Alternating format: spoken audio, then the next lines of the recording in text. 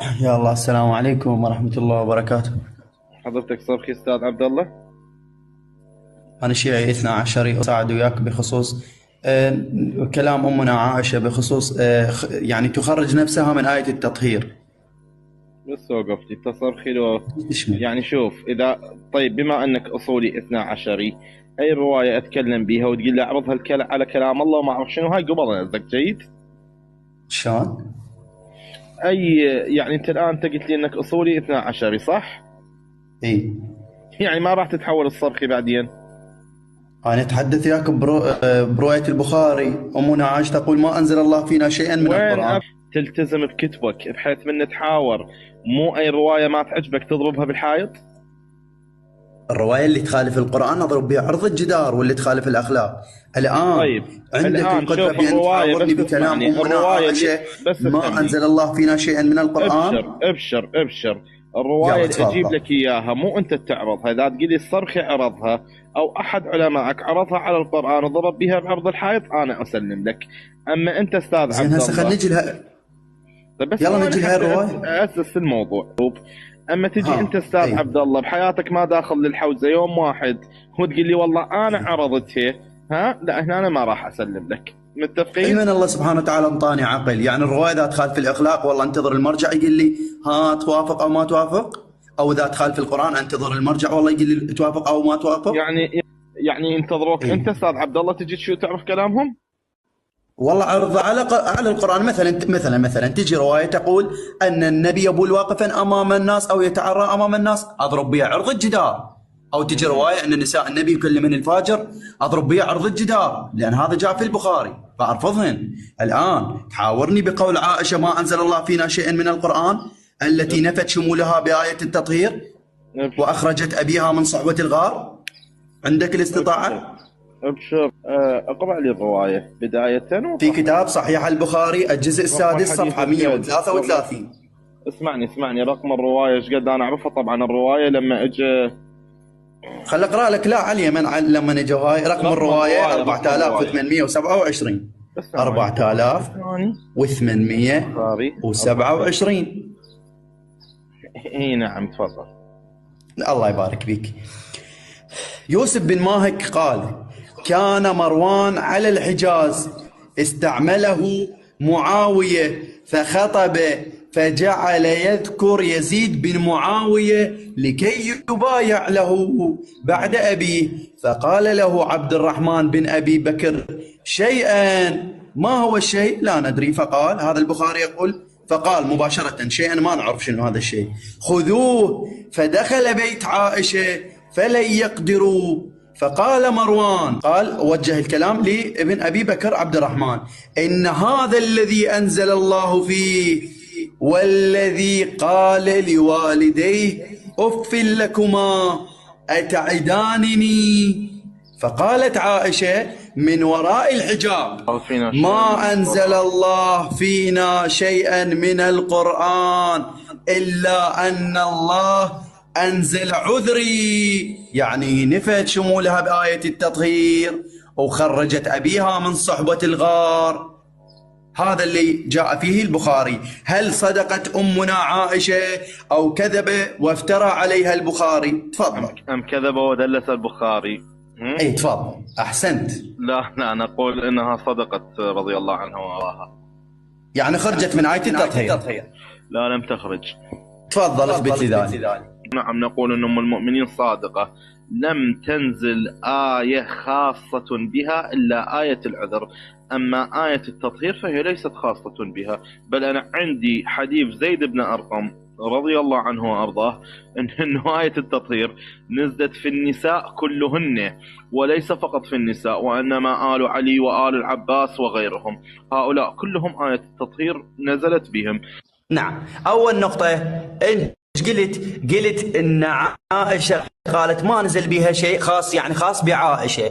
ما دخل عائشة، قول عائشة خاص والذي قال لوالديه أف لكما، القول المن هذا لابن أبي بكر. فهناش قالت عائشة ما أنزل الله فينا شيئا من القرآن، جمع فينا نحن آل أبي بكر وآني كزوجة النبي، إلا أن الله أنزل عذري. يعني فقط الله سبحانه وتعالى نزل هذه الآية لتطهير أم المؤمنين في حادثة الإفك. هنا لم تستطيع إدخال أمنا عائشة في آية التطهير، بقى الإلزام نفسه بأن أمنا عائشة لا زالت تخرج نفسها من آية التطهير.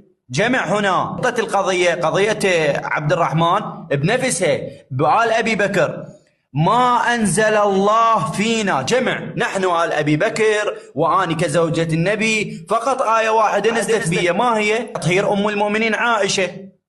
ما أنزل الله فينا شيئا من القرآن، خرجت أبيها من صحبة الغار، 1. 2 نفت شمولها بآية التطهير، خرجت أبوها من هاي المنقبة اللي وضعتوها لأبي بكر رضي الله عنه، وبنفس الوقت هي مثلبة بل ليست. الآن يا أستاذ الآية ادعى مروان أنها نزلت في آل أبي بكر، أي في عائشة وفي إخوانها. الآن يا أستاذ عائشة أقرت أنه هذه الآية نزلت بهم أم نفتها؟ من وقت جاوبني. نعم هي نازلة في ابن أبي بكر، وعائشة رفضت كلام مروان، لم تقبل، كذبت مروان. هذا الصحابي مروان كاذب هنا، يعني هم تنفي نظرية عدالة جميع الصحابة. تفضل كمل. تفضل كمل. ما نربط الموضوع. الآن يا أستاذ عائشة أم المؤمنين أقرت أنه هذه الآية ليست نازلة فيهم، ولم ينزل فيها إلا آية عذرها، أي على وجه الخصوص فقط. من وقتي هل آية التطهير نزلت خصوصا بعائشة أم بعائشة وبغيرها؟ نعم آية التطهير نزلت عامة وتحت شروط، لكن عائشة قال بس اسمح لي. نعم يا أستاذ آية التطهير نزلت خاصة في عائشة أم بعائشة وغيرها؟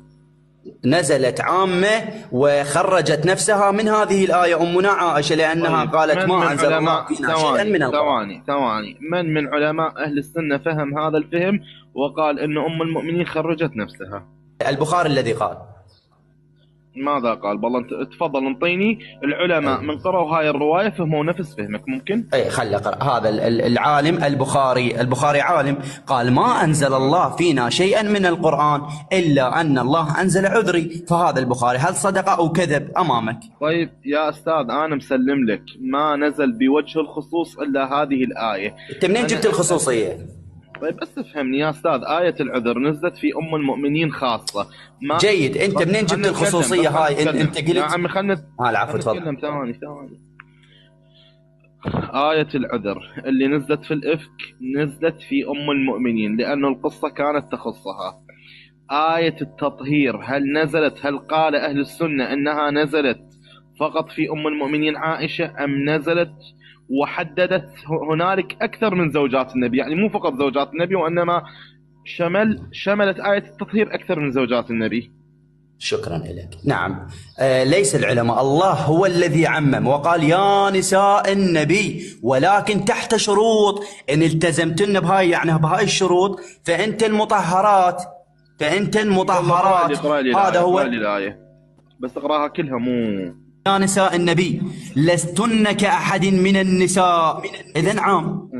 إن اتقيتن فلا تخضعن بالقول فيطمع الذي في قلبه مرض، وقلن قولا معروفا، وقرن في بيوتكن ولا تبرجن تبرج الجاهلية الأولى، وأقمنا الصلاة وآتينا الزكاة وأطعنا الله ورسوله، إنما يريد الله ليذهب عنكم الرجس أهل البيت ويطهركم تطهيرا. إذا التزمن بهذه الشروط فهنا الله سيطهرهن تطهيرا تحت شروط. ولكن أمنا عائشة خرجت نفسها من هذه الآية. بس افهم من هم أهل البيت في هذه الآية؟ نساء النبي والحسن والحسين وعلي سلام الله عليه وفاطمة، هذا يعني يشمل. ولكن عائشة خرجت نفسها من هذه الآية، أو إن البخاري افترى عليها، واحدة من الاثنين. شلون راح افهمها يا الله؟ مسألة بس اسمعني. انت لو قايل لي كل نساء اهل البيت ما يشملن هذه الآية انا راح اسلم لك، لكن للنساء يشملهن هذه الآية ولكن تحت شروط. لي انه فقط عائشة وخرجت نفسها من هذه الآية، أنا ما أسلم لك. تعرف ليش؟ لأنه عائشة قالت أنه هذه الآية آية العذر نزلت أستاذ تعرف شنو آية العذر لو لا؟ نهاية تطهيرها الله سبحانه وتعالى طهرها في حادثة الإفك. يعني بكلامك تقول بأن البخاري كذب على عائشة، لأن أنت تقول أن عائشة موجودة في هذه الآية. بس خلي أقول لك شيء. شوف والله ما وجدت أكذب من الكليني ومن الصدوق وغيرهم. بس خلي أوضح لك. أنت سترك الكليني، جاب الكليني البخاري هنا تعال هلا الطامة الكبرى. طيب خلي أوضح لك أستاذ. الآن هذه آية الإفك أو آية العذر نزلت في عائشة هل نزلت في عائشة وزوجات النبي كلهن أم فقط في عائشة؟ لا، نزلت بعائشة فقط رضي الله عنها. آية التطهير هل قال أهل السنة أنها نازلة في عائشة؟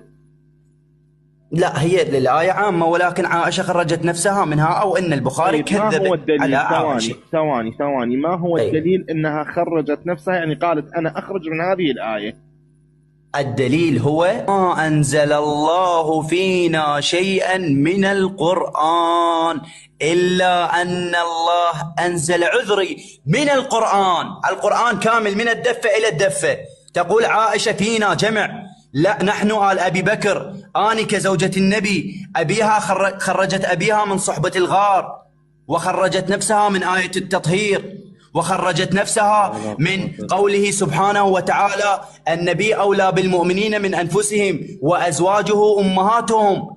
هي خرجت نفسها حتى من هذه الآية. هي ليست أم للمؤمنين، أو أن البخاري كذب عليها. اختار يا محترم. طيب تعال يا صخر، نسمع هاي الجديدة مع الصرخية. احنا يومية جديد الصرخية. ثواني عبد الله. صدق البخاري او صدق ثواني عبد الله، خليه يكمل وبعدين تكتب لي يعني انزل استاذ. انت محرج عمي. انا متشكر منك استاذ، وانعم الله عليك، وانت يعني اتمنى تصحح عقيدتك وتراجع الكلام اللي قلته انا. حياك. واحد يتكلم.